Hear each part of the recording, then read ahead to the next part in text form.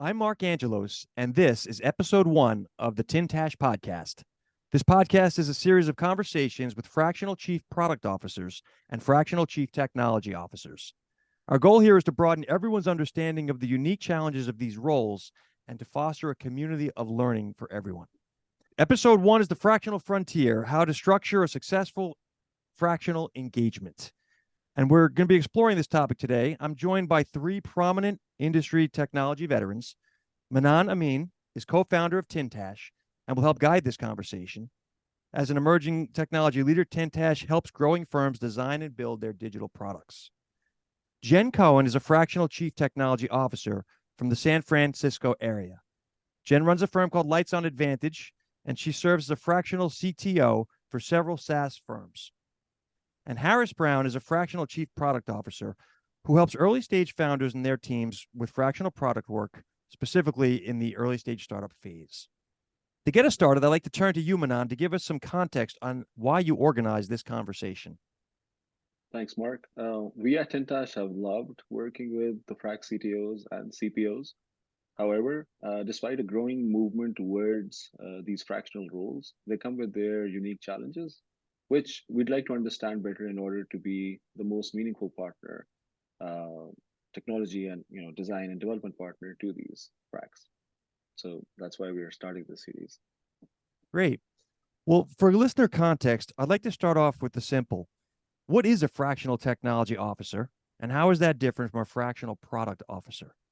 Jen, could we get your comments to kick us off? Great. Well, thank you. It's great to be here with you all today. Thank you.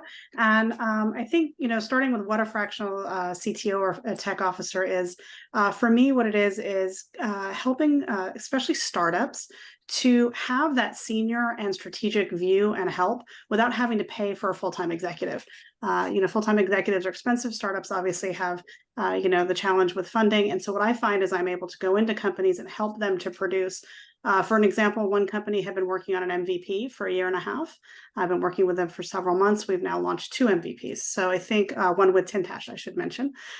So I would say that, being able to have somebody come in and kind of help them from a business process as well as from a technology standpoint to execute and deliver value is what I'm here for and what I enjoy doing. And at the end of the day, both they couldn't afford to have a full-time CTO, but also I like to do different things. So it gives me a chance to be, for lack of a better term, part-time with them, but then also part-time with other companies and help them out. In terms of the difference, for me, one of the things is that there's a bit of overlap with product. One of my customers has a junior product person, but at the end of the day, product isn't my life. And so having them work with a chief product officer where they're really learning how to think of that top of funnel, how to define the product, for me, I'm always at the other end catching what comes through. So if they're working with a chief product officer, I find that it keeps all of the wheels moving in the engine and keeps everybody on the same track.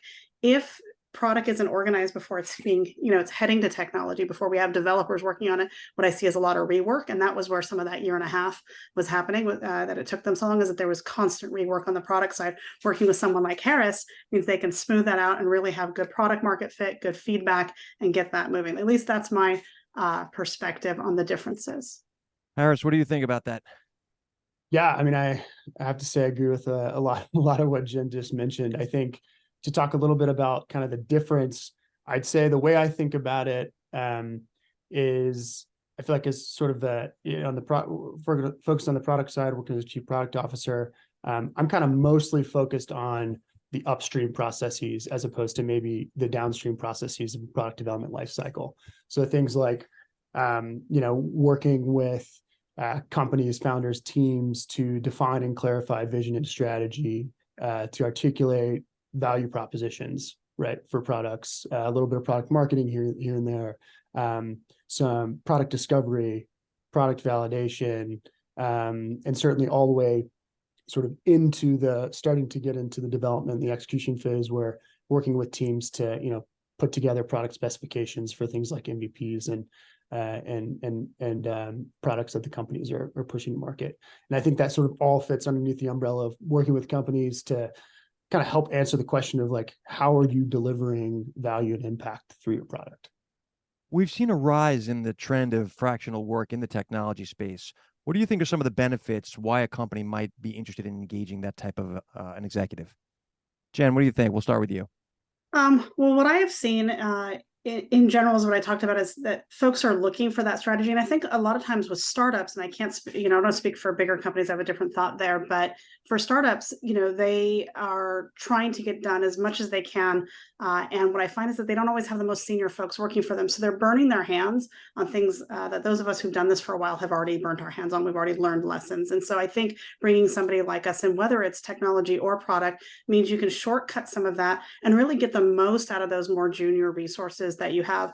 I talked to a woman yesterday who's starting a company, and her impression was that she had to have full-time engineers, and being able to work with a company like Tintash or have part-time people, like having that idea of different ways of doing things.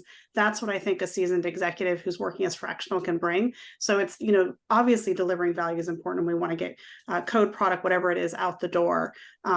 However, the process of getting there, we want to smooth that out. And I think Fractional offers that option to companies that, couldn't necessarily bring on board a full-time.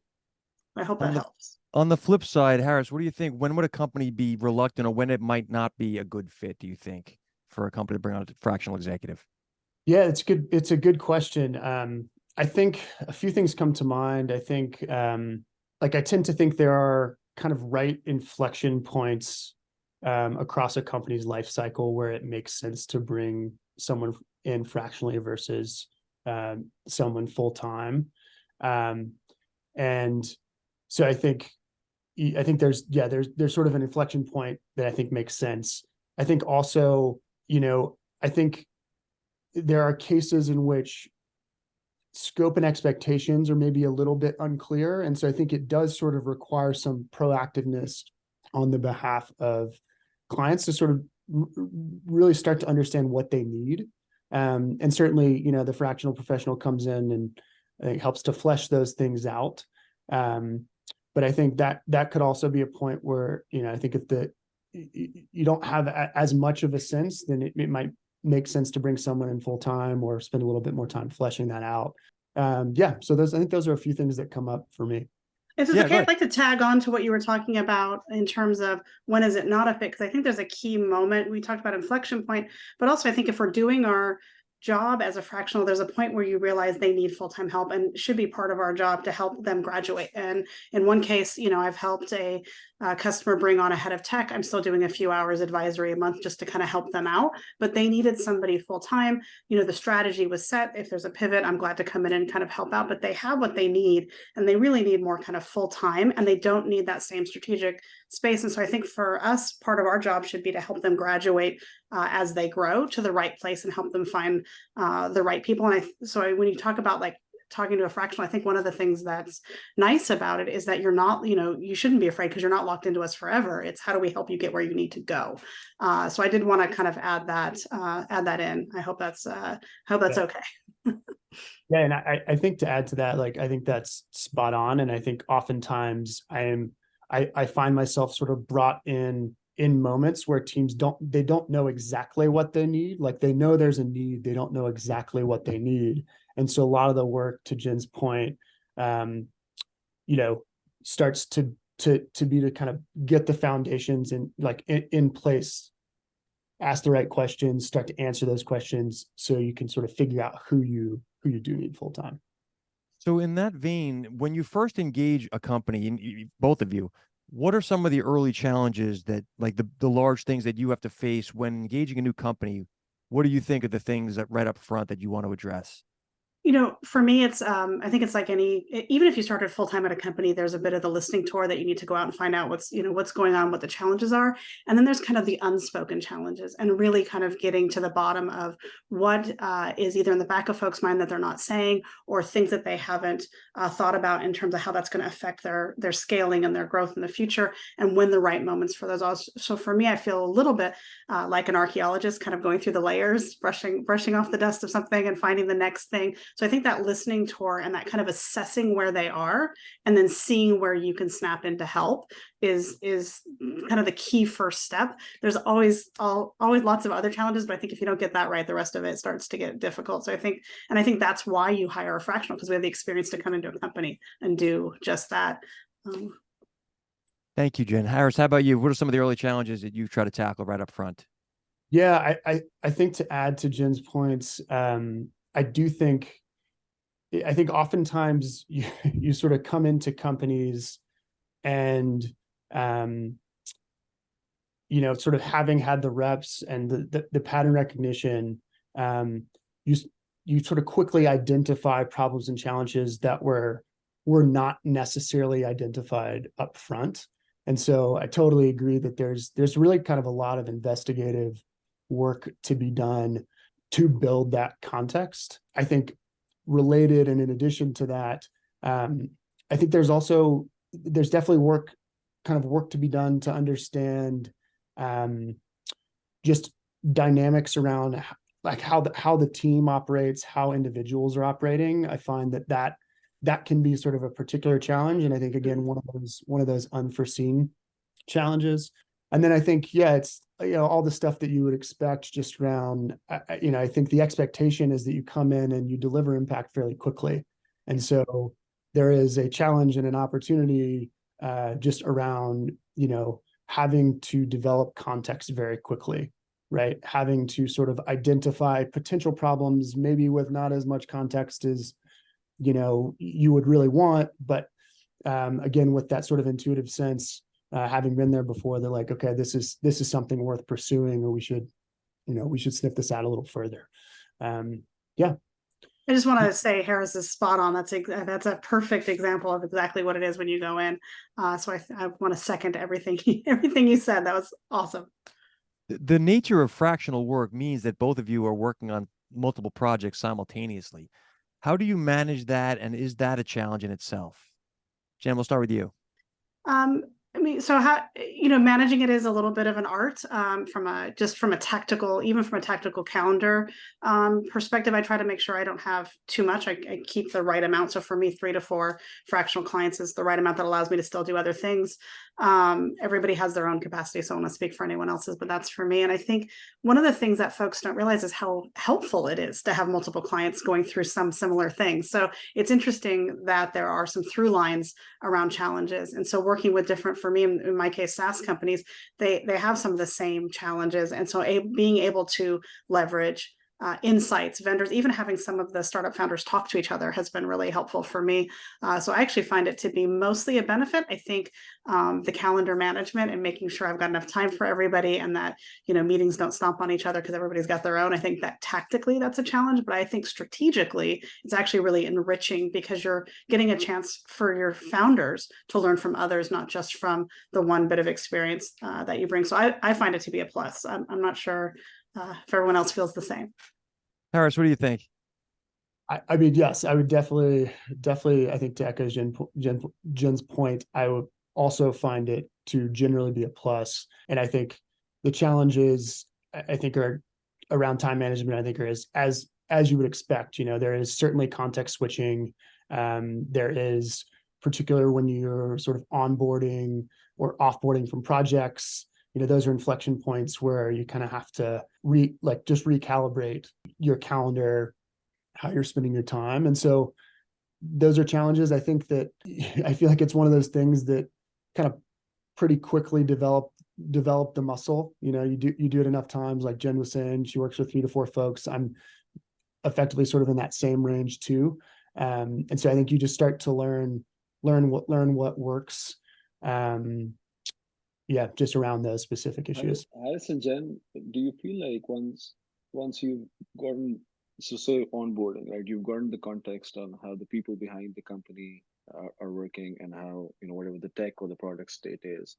Do you find yourself sometimes challenged to do stuff that perhaps you shouldn't be doing? Like I would imagine that once it's onboarded, then you don't need that investigative mode on. You understand what needs to be done. And then like some team building, or perhaps having an associate where you can define at an architect level, here's what needs to be done, researched, sort of like how it would be at a larger company. I guess you'd have teams reporting to you, right? Does that become a challenge? Like, I think I'm wondering if that's a bandwidth challenge for you to be able to then take on one more customer where you're getting into that investigator mode. So I'll jump in and just say, I'm managing several development teams and some other folks in the process at those companies. And so I think for me, I haven't had a problem with kind of doing that part of it. I've really tried to remember that at some point I'm going to go away. So I'm always about equipping and arming them with the tools that they need when I'm no longer there. Why is that, by the way? Like, instead of like sometimes going away, I would imagine it can sort of be like, okay, reduce the amount of time that I need to give. But be there as that mentor or that coach or advisor, because Oh, yeah, I guess when I say that, I mean more kind of, I appreciate the clarification, because I mean, going from kind of day to day helping them out some number of hours a week to being more advisory. When you're more advisory, you're not as in the trenches. Maybe that's not kind of direct management of people on a part-time basis. So for me, I'm always looking at how do I get them to be as self-sustainable as possible? And I think that's the same as when I'm in a corporate environment. How do I make sure that I'm equipping the teams and empowering them so that they're not, that they're not as dependent? So I'm always kind of thinking about those things in the process, cross-training, how do you get the most out of the resources that you have? But there is for me, in my case, there is a people management component with 2 of the SaaS startups. And so it's, using all those muscles I developed, as a leader at other companies for years, and making sure things, kind of, again, tactically scrums aren't at the same time that I, if I have one-on-ones that they're, appropriately timed, then I'm context switching, right? But I'm looking at it from that perspective in terms of kind of getting my hands on code. And I'm not going to say I haven't, because I have, but I do really try to make sure that I'm empowering them and not doing it for them, because if I do it for them, I haven't set them up for success. But you do have to kind of watch. It's a startup, right? Everything's scrappy. Sometimes you just got to, get your hands dirty, but you want to watch how far you go down that path. At least that's in my experience, Harris. I don't know how you've experienced it. Yeah, I think my experience has been similar in that I think ultimately, and I think this is what is sort of best case for clients too, is you're sort of coming in and teaching people to fish. And that's not to say, I think particularly to start, you're doing a lot of the you find yourself in moments where you're also fishing yourself. And I think particularly for early stage companies, that's what I was trying to tease out, right? So I guess in my mind, what I thought we could help with was if we've added someone to you from our team who works well with you, who gets you, then as you go from customer to customer, like perhaps you can give a slice of your time, but then that fishing part, once it's designed that this XYZ needs to be like, there's the work defined part, and then there's the work do part. And if you're doing that every time with a new company, then that seems harder. I feel like if you go in as yourself with a team, who works with you, then you have that buffer in the middle. I guess I was just trying to find, so you answered the question. Do you find yourself in that situation? And clearly that does happen. So I think one thing that's interesting is, there's certainly challenges around how to allocate and manage like one's time in these roles. I think at the same time, I think what has been interesting is being in a fractional capacity, I think actually enables and allows you to be more strategic with your time than you might have been as full-time. And in that, you're very much sort of there on a tour of duty with a company. Scope and expectation should hopefully be fairly clear, and you have a very clear sense for the problems and challenges that you're tackling. And so I find myself, again, just sort of being much more strategic around the meetings and the sort of happenings with companies that I need to be in and don't need to be in. And so I think by nature of being in a fractional capacity, you kind of create a little bit more bandwidth for yourself inherently.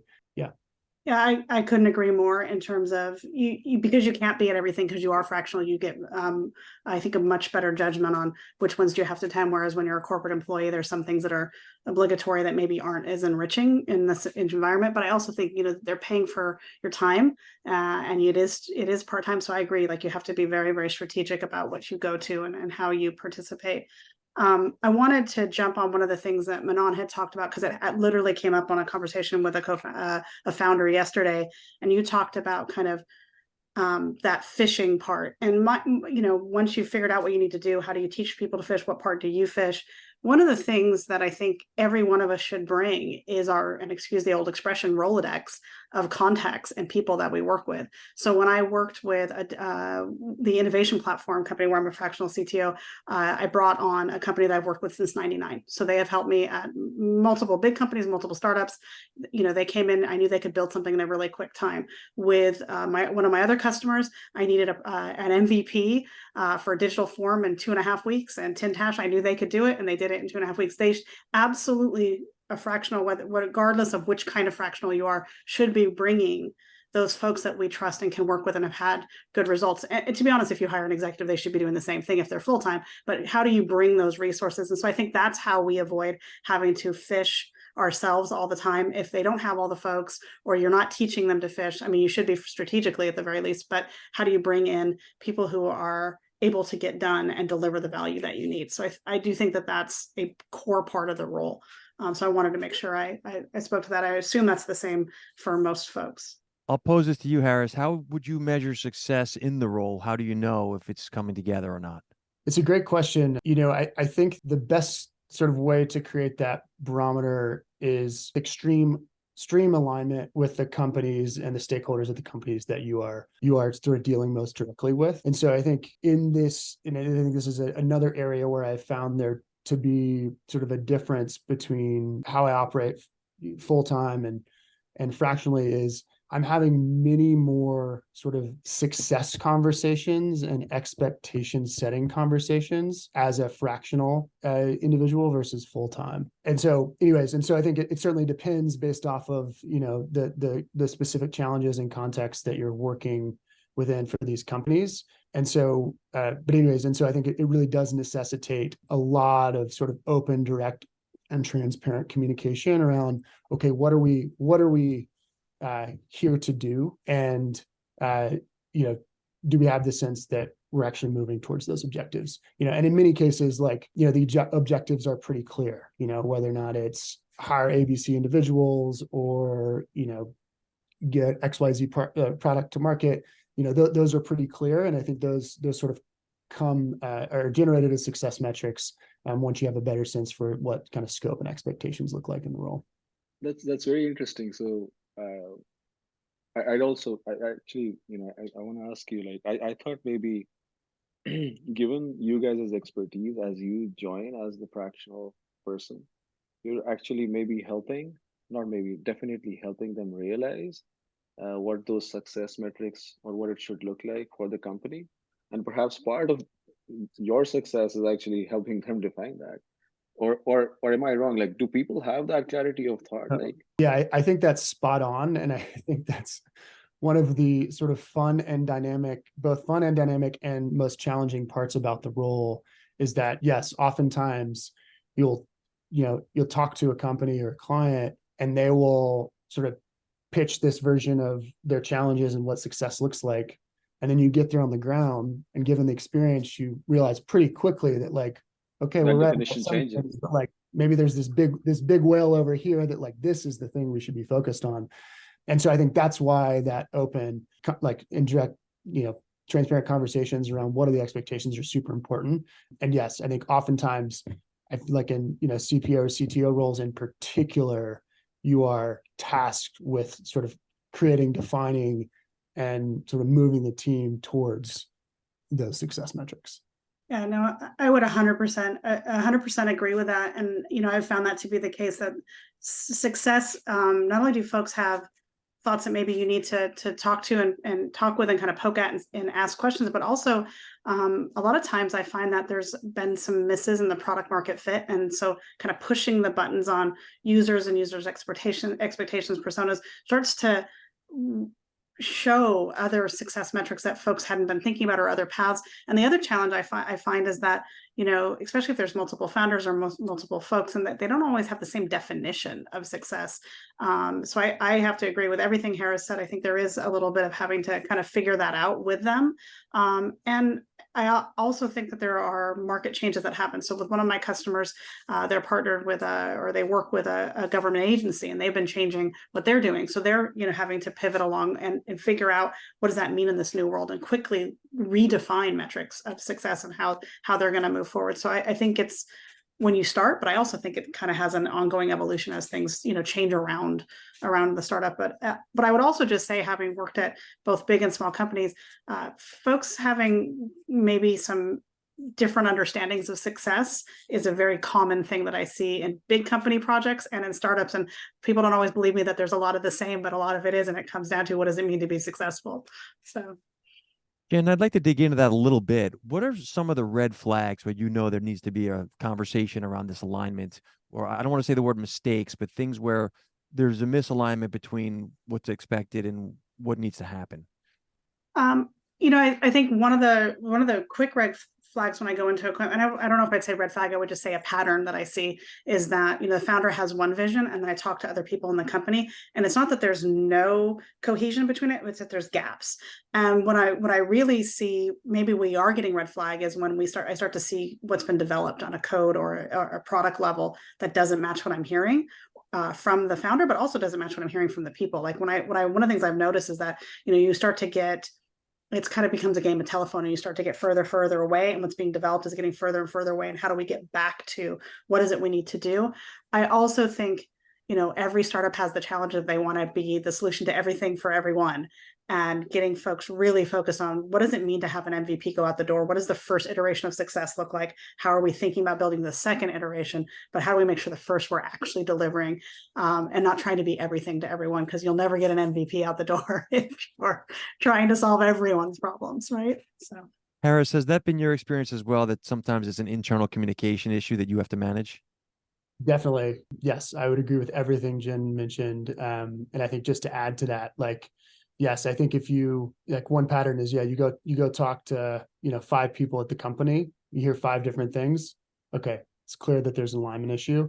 I think another one is a lack of documentation, which I think at early stage companies you tend to find, and for very good reason, right? These companies are moving quickly, and things are changing, dynamically. And so I tend to find that if I can't find, clear business goals and objectives, if I can't find clear, product goals, priorities, metrics, et cetera, written down somewhere and documented and sort of pointed to as a central resource, tends to be a sign that there's probably something happening there that, could be remedied by more alignment. absolutely. Let me just say that is also spot on. I've seen that. That's a great way of saying it. Thank you. I'd like to look a little bit into the future here. The technology space changes arguably more than any other industry. And what with AI, et cetera, there's been a lot going on, macroeconomics. What do you guys see happening with the roles themselves, these fractional executive roles? How do you see them changing, or maybe not at all? What are your thoughts around how the evolution will happen? Jen, what are your thoughts? We'll start with you first. So I'll start with I think that there's a lot of interest. I think it's a buzzy word at the moment, which is, to our benefit, but I think that there's a lot of interest. And I was at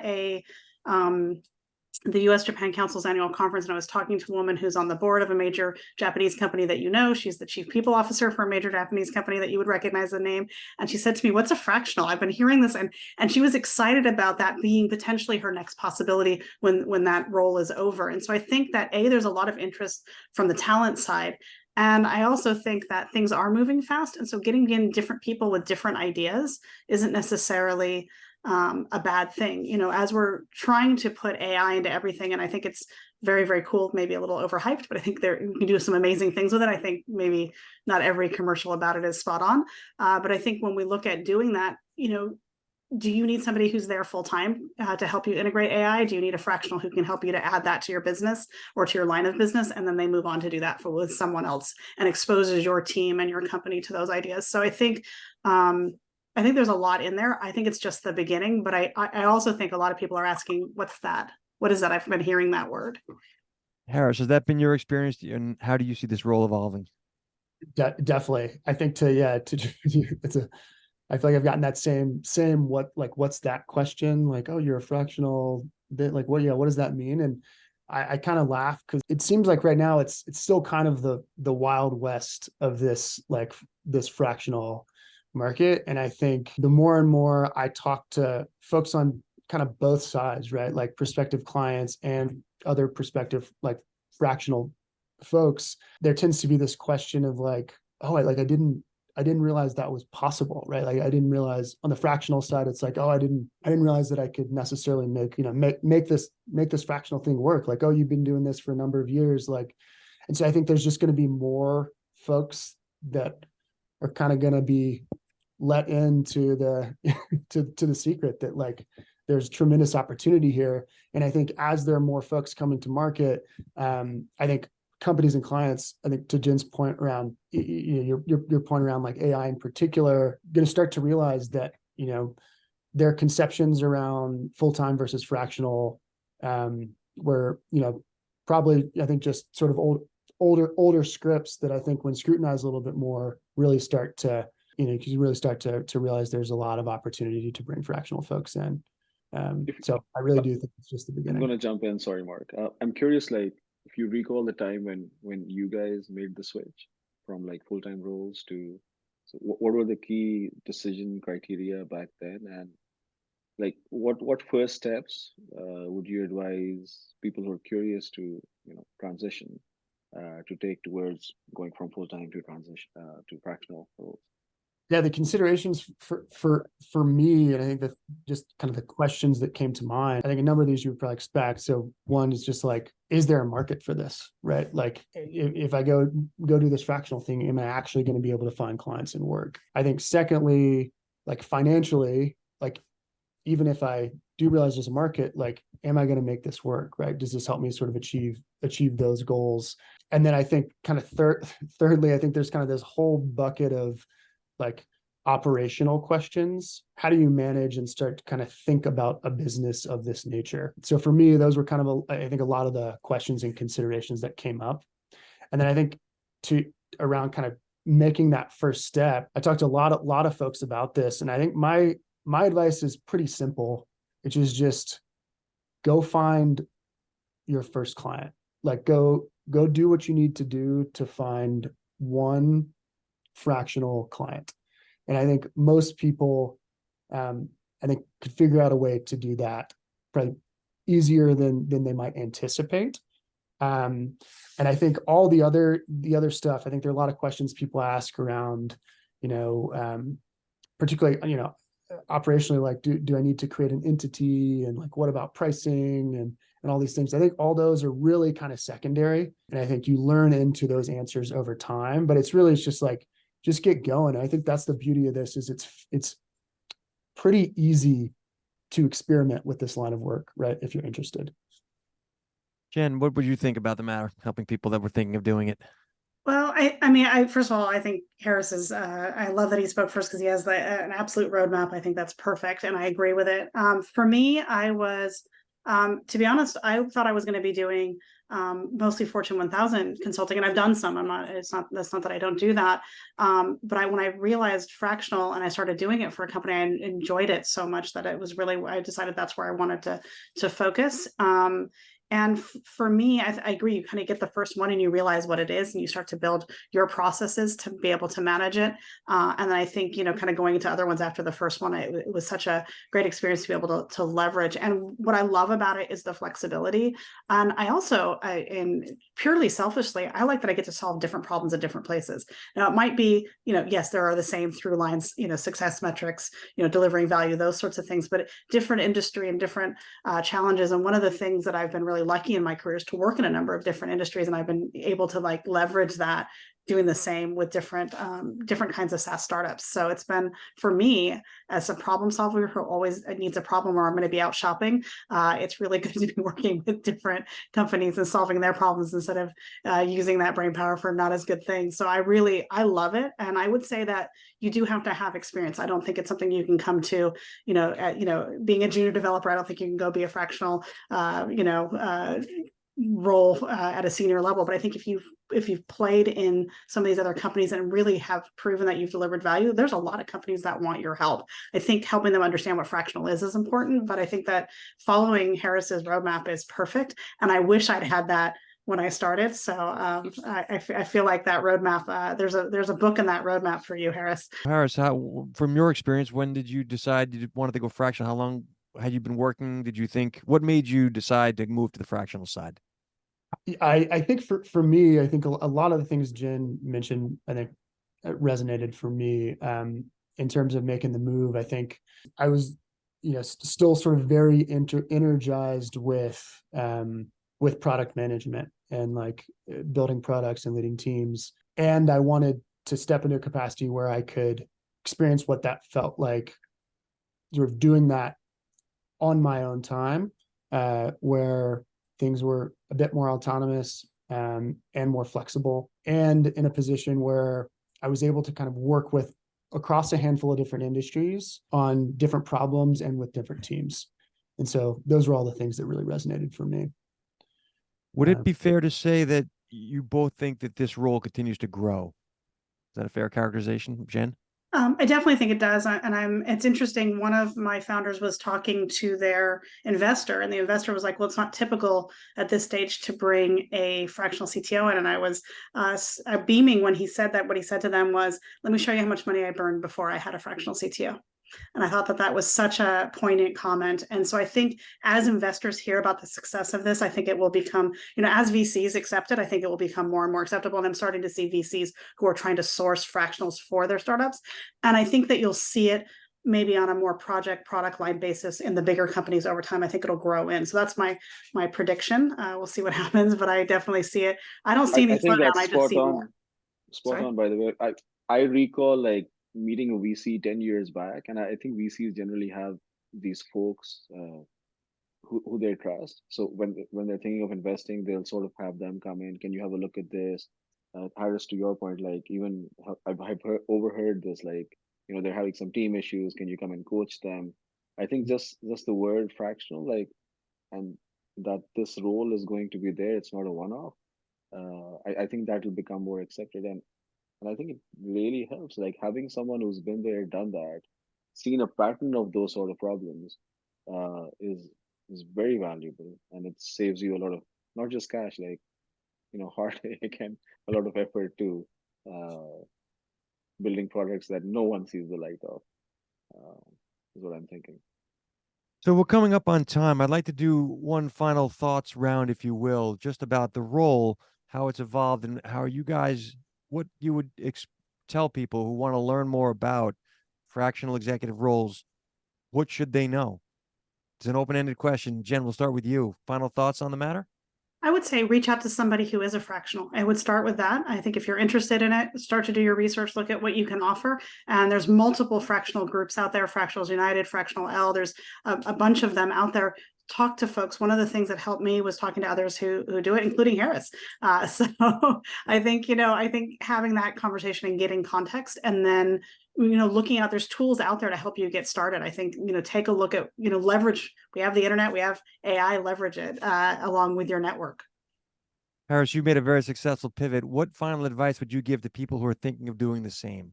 I think it would really be just go do it. Like, just know that it's possible. Don't let the questions, deter you from moving in that direction. And so I think that's kind of the big piece of advice is, if you want to do it and you have the experience, I am highly confident that you can pull it off. And so I think just connecting with folks that have the experience, can support you along the way, could potentially even throw you, projects and leads, just because there's so much of that, I think, happening in this world as well. I think that's a great next step. To your point about resources, Harris, I think, Manan, I understand why you put together this conversation. Do you, Manan, have any final thoughts on the situation before we wrap up?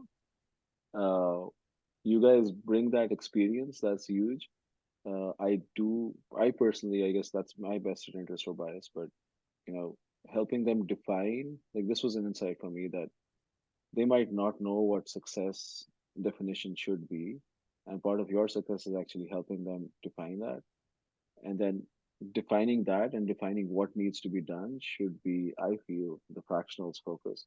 And then as Jen, you said, right, not just Tintash, but you should have a Rolodex of people who are good at, I loved your comment around, it's everyone has a team, but there's a team job fit, and maybe verticals or whatever, but and ability to get along. But if you have that, then defining success, defining what is to be done is perhaps what you should focus on after all the getting the context. And then I guess someone like Tintash can focus on delivering on that roadmap with checkpoints with you guys, right? Yeah. Yeah, those were Absolutely. just insights I was trying to type out, but I'm glad we've gotten that in and recorded now. Great. Well, Manan, Jen, and Harris, I want to thank you guys for sharing your insights on how the fractional role is and the landscape in general is evolving. I also want to thank our listeners and the supporters of this podcast. Remember that you can find out more about our guests in the show notes. If you enjoyed this conversation, I'd ask you to leave a review and subscribe on your favorite podcast app. I'm Mark Angelos, and this has been the Tin Tash Podcast. Thank you for listening, and good luck out there.